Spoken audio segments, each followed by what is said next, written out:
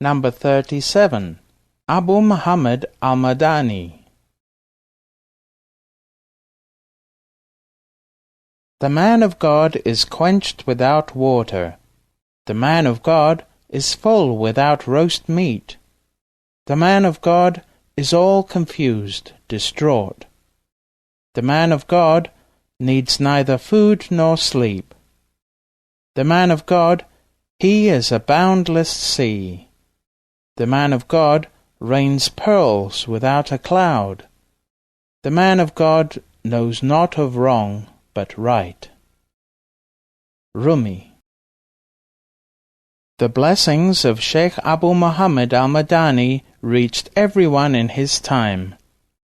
He was a special one, carrying the secrets of the prophetic descriptions.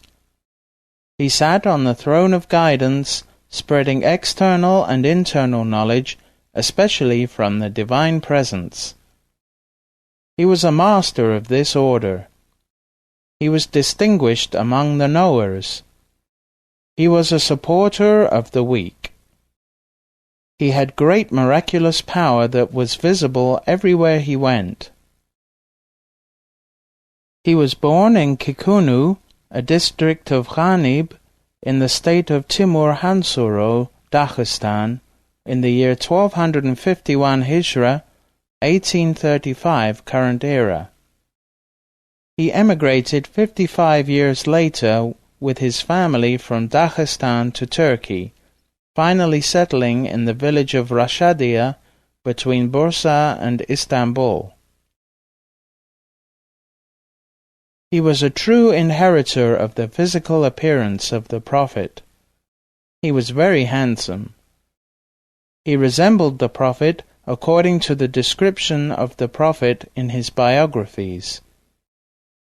He authored a book entitled Ya Waladi, My Son, in the tradition of Imam Ghazali, who wrote Ayyuha al-Walad, O my son. The village of Kikunu, in which he grew up, was a spiritual place. The villagers kept the divine law, and all of them followed sheikhs. One day before his birth, Sheikh Abu Ahmad as-Sukhuri passed by the village, and he said, "From this village an enlightened child is going to appear. His light will shine from earth to heaven. He is going to be a great saint." He was predicting the birth and the high station of Abu Muhammad al-Madani. Dagestan in his time was known as the land of saints. During his early years, two great sheikhs lived there, Sheikh Muhammad Effendi al-Yurahi and Sayyid Jamaluddin al-Khumuki. He received the power of guidance in 6 Sufi orders: Qadri, Rafai, Shazali, Chishti, Khalwati, and Naqshabandi. He was famous as a sheikh in all 6 orders. From his miracles. Before Sheikh Abu Muhammad al-Madani was initiated in the Naqshbandi order, Haji Noori and Haji Murtaza passed by his village. They told him, "We are going to visit Ahmad as-Sukhuri to be initiated by him. Would you like to come with us?" He said, "Yes." And all 3 of them made the intention to join the order at the hand of Sheikh Abu Ahmad as-Sukhuri.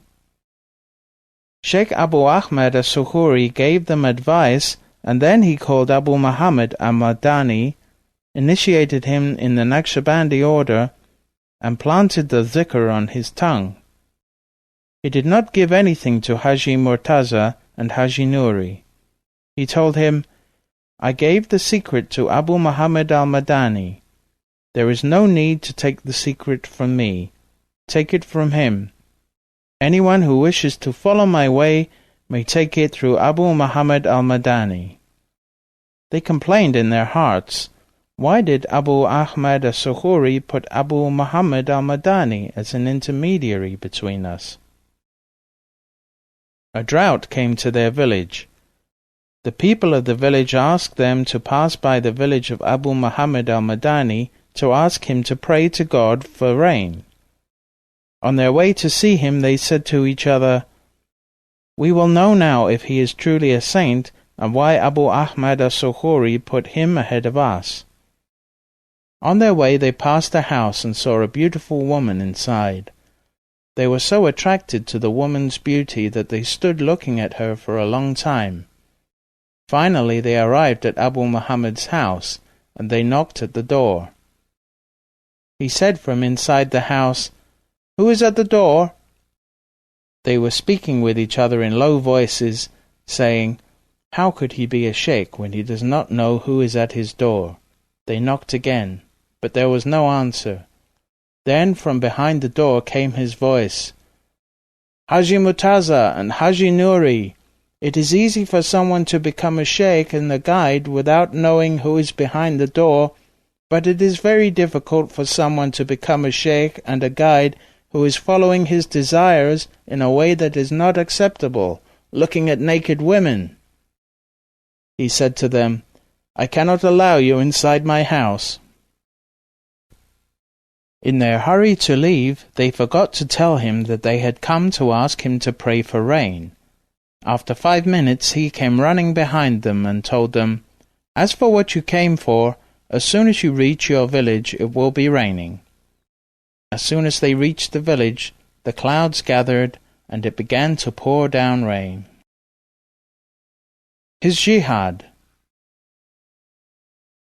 The people of Dagestan remember well how hard he fought the Russians, both physically and spiritually. Even the Russians used to speak about his courage and his spiritual miracles. Many of the events that are known about him were recorded by his enemies. One time he was fighting against the Russians. They came in overwhelming strength against him. He escaped to an abandoned house. No one knew he was there. A woman saw him from the roof of her house. She told the Russians, "Abu Muhammad al-Madani is in that house." They came to capture him. They found that the house he was hiding in was surrounded with green grass because of the blessings of his presence, although due to the heat of summer there was no green vegetation to be seen anywhere else. Due to the information given by the woman, they were able to capture him. That night, the woman became very ill, and the next day she was dead. As God, Almighty and Exalted, revealed to the Prophet in the Holy Tradition, "Whoever comes against one of my saints, I will declare war against him." They put him under house arrest and told him he could go to a nearby restaurant to eat. He refused to eat in their restaurant. He never ate their food, saying, "You are my enemy, and I will never eat your food." He did not eat their food for months. They did not know how he was surviving. Finally, someone from a Tartar region near Kazan came to the governor and said, "If he is not eating from your food, give him to me. I will take him to my village of Sartar to care for him." They sent him there.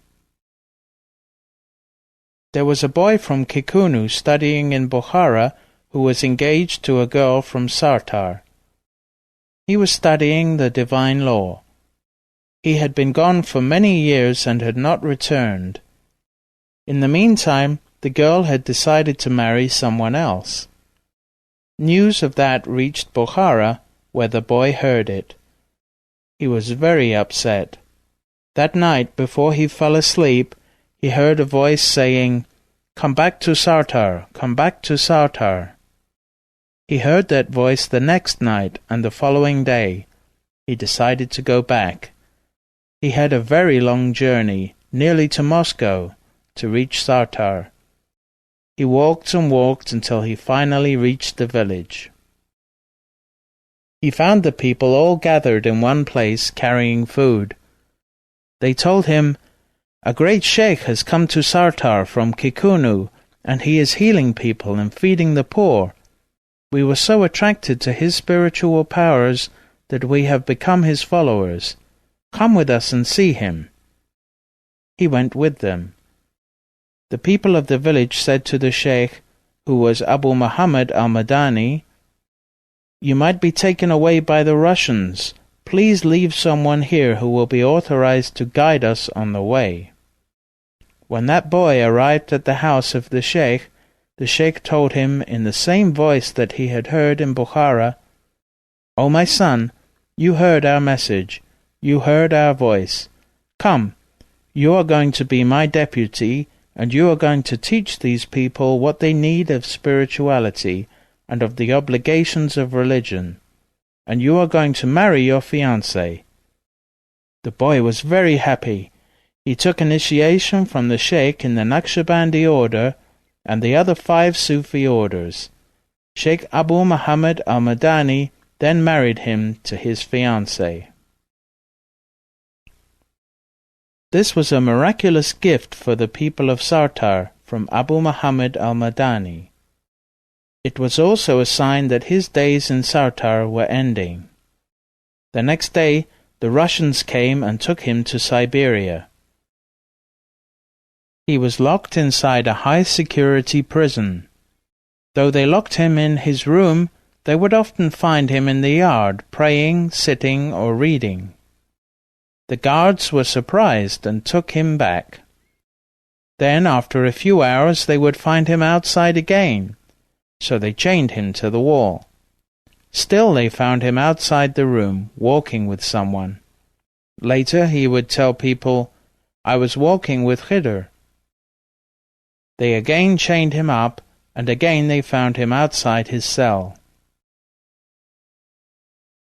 They were so upset by their inability to imprison him that they wrote to Moscow asking advice on how to hold him. Moscow told them, "Put him underground in a dungeon." They tried to do that, but no matter how far down they put him, he would always be found outside his cell. Finally, they were so frustrated in their attempts to incarcerate him that they allowed him to go free within the borders of Russia. His intention, however, was to escape to Turkey. When they left him free in Siberia, he saw an officer and told him, "My son, I will see you in Istanbul, Turkey. We will meet you there." Later, that young man tired of serving in the Russian army and deserted. He fled to Turkey with his family and ended up in Istanbul. There, he later met Shaykh Abu Muhammad al-Madani, as the Shaykh had foretold. Shaykh Abu Muhammad al-Madani decided to pass through his homeland in the Caucasus to visit his parents and family on his way to Turkey. One day, before he was to arrive, he appeared in a dream to his sister, telling her that he was coming. She told her mother the next day, "Oh, my mother, increase the food a little, because my brother is coming today." Her mother said, "What are you saying? No one even knows if he is alive in Siberia, and you are telling us that he will come here." At that moment there was a knock on the door, and Shaykh Abu Muhammad al-Madani appeared. As he was eating with his family, he told them, "I must hurry, because there is a ship waiting to take me to Trabzon across the Black Sea." They told him in surprise, "We are in Caucasia, and you are talking of Trabzon?" Shaykh Abu Muhammad al-Madani directed himself to the coast on the Russian side of the Black Sea. When he arrived there, the ship he expected was waiting to take him to Turkey. He went to the captain and told him, "Take me to Turkey on your ship." The captain replied, "I have been trying to go for 20 days, but the ship is not running properly." He said, "Now it will run. Take this money as my passage and take me to Turkey." The captain took him and put him near the engine room. Then the captain went to sleep while the crew sailed the ship. The captain saw in a dream that the engine had changed into the shape of the Shaykh, and the ship had grown wings and was flying, arriving at Trabzon. He awoke and ran outside. The crew told him, "We have arrived in Trabzon." He ran down to the Shaykh's room, and the Shaykh asked him, "Have we arrived?" He said, "Yes, my Shaykh. I am coming to tell you that I want to take initiation from you. This trip normally takes 3 days, and we have arrived in 1. He took initiation from him in the Naqshabandi order and the 5 other Sufi orders. The Shaykh left the ship and went to a coffee shop. There he saw a man who had been imprisoned with him in Siberia by the name of Muhammad at-Tawil. Muhammad at-Tawil said, "Praise belongs to God. My Shaykh, you have arrived here safely. You will be my guest in my house." For a year the Shaykh remained as a guest in the house of Muhammad at-Tawil. As long as Shaykh Abu Muhammad al-Madani was a guest in his home, Muhammad at-Tawil would find 2 golden coins under his pillow every day. He was so astonished that after 5 days he went to the Shaykh, who said, "As long as I am here, and as long as you keep this secret, you will find these coins under your pillow every day. If you do not tell anyone, these coins will continue to come." The following year, Sultan Abdul Hamid heard that the Shaykh Abu Muhammad al-Madani had arrived safely in Trabzon, and he sent a ship to carry him from Trabzon to Istanbul. One day, after the Shaykh had gone on to Istanbul, the wife of Muhammad at-Tawil was cleaning the bed, and she found 2 gold coins. She began to make a fuss, asking her husband from where he got the coins. Finally, he told her that it was the blessing of the Shaykh. Immediately she went and told the neighbors. As soon as she told them, the miracle stopped. That incident happened in 1308 Hijra, 1890 current era. However, the story was never told until the son of Abu Muhammad al-Madani was visiting his father's friend Muhammad at-Tawil some time after his father had passed away. Muhammad at-Tawil told him the story at that time and showed him the coins he had received so miraculously. Sultan Abdul Hamid, the Emperor of the Ottoman Empire, was a follower of the Naqshabandi order. He had been initiated by Abu Muhammad al-Madani. In 1314 Hijra, 1896 current era, the Sultan gave him the choice of any piece of land in Istanbul on which to build a zawiya for the order and a house for himself. He replied, "That choice is not up to us, but it is up to the divine." So he waited until the next day. Sultan Abdul Hamid eagerly came to him to hear the answer. Shaykh Abu Muhammad al-Madani told him, "O my son, God has directed me to a place from which the Naqshbandi order is going to flourish. That is where the sincere Daghestani followers will be, and is where the Naqshbandi order will grow, and where my nephew will take authority of the order." The Sultan said, "Whatever you have decided, I will obey your decisions." The next day, Abu Muhammad al-Madani told the Sultan, "Send me to Yalova. Between Yalova and Bursa is the place I am going." The Sultan arranged a horse carriage for him to take him wherever he wanted to go. When he reached the area of Yalova, he directed the horses to go as they like. They stopped at a place near Orhangazi. There, in the forest, he built the first house out of wood. After a short while, 680 houses had sprung up in the forest, and that place was named Rashadia, after Sultan Rashad, and is now known as Gunakoi. All emigrants who came from Siberia and from the Caucasus moved to that village, where Shaykh Abu Muhammad al-Madani, as well as Shaykh Sharafuddin and Shaykh Abdullah, were present. One time, the people came to Shaykh Abu Muhammad al-Madani complaining, "How are we going to eat? There is nothing here." He stamped his foot on the ground. Where he stamped his foot, mines of iron and clay were found. At the same time a tree fell down. From these signs he showed them that they would earn a living by mining clay and iron and harvesting wood. There were soon 750 houses and 2 mosques and 1 school containing 16 rooms for teaching the children.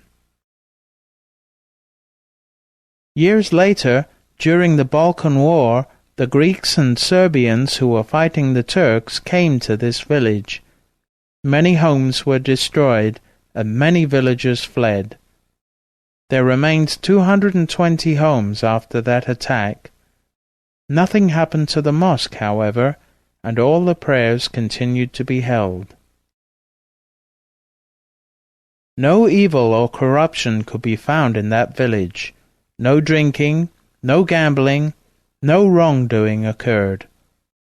From early childhood, everyone was raised reciting zikr. It was a piece of paradise. Everyone lived in harmony, reciting zikr every night. It was an ideal village, a heavenly community. That is why the Shaykh had told Sultan Abdul Hamid, "Light is going to stream out of that village." The village was full of blessings. They needed no provisions from outside. The wood was there for burning in the cold weather. They had their own animals, and they used to grow their own food. The people made every movement and every deed with zikr. The mothers nursed their children with zikr. The men worked to the sound of the zikr. The entire village was filled with zikr. This was how Shaykh Abu Muhammad al-Madani, Shaykh Sharafuddin, and later Shaykh Abdullah ad-Daghestani raised the people of the village. It became known throughout Turkey as the Village of Zikr. Turkey was involved in the Balkan War. One time, Shaykh Abu Muhammad al-Madani's neighbor, Hassan Muhammad Effendi, came to him and said, "I want to go and fight and die as a martyr." He told him, "There is no need for you to go outside the village to become a martyr. You are going to be a martyr here." Soon the armies of the Greeks and Serbs approached the village. The armies were shooting into the village. In one of these attacks, Hassan Muhammad Effendi was shot and killed. He died as a martyr, as he had wished, and in the way the Shaykh had predicted. Shaykh Abu Muhammad had been married for years, and all his children were girls. He had no boys. One day he said to the people, "I am seeing that 3 boys are coming to me." The people were very surprised because his wife was old and past childbearing age. Shortly after this his wife fell ill and passed away. Later he remarried, and with his new wife he had 3 boys. One time on the 27th of Ramazan, Laylatul Qadr, he was leading the zikr with the whole village. He said, "Everyone is engaged in zikr. All animals are doing zikr with us. The worms are doing zikr with us. The birds are doing zikr. Every being in this village is doing zikr with us except one animal who is disconnected from his father and is depressed. God is not happy, the Prophet is not happy, and the saints are not happy, and this is all because of a childish prank." He spoke to the owner of the house in which they were doing zikr. "Go to your son and ask him what he has in the box." He went to his son and asked him, "What do you have in a box? What animal have you captured?" The boy was confused. "What box? I only have a little matchbox in which I put one little worm." He was told, "Take that worm and put it back in the earth." From that, the people of the village understood and raised their children with an understanding that harming any creatures, no matter how small, causes unhappiness and earns the displeasure of God, of the prophets, and of the saints. Because of such deep teachings, the village was pure and innocent of any wrongdoing. He died on the 3rd of Rabiul Awal, a Sunday, 1331 Hijra, 1913 current era. He was buried in Rashadia, Gunakoi. His grave is visited until this day by the people of the Daghestani community and especially by the family of Shaykh Shamil. He passed the secret of the 5 Sufi orders that he was holding and gave authorization in them to his nephew Shaykh Sharafuddin ad-Daghestani,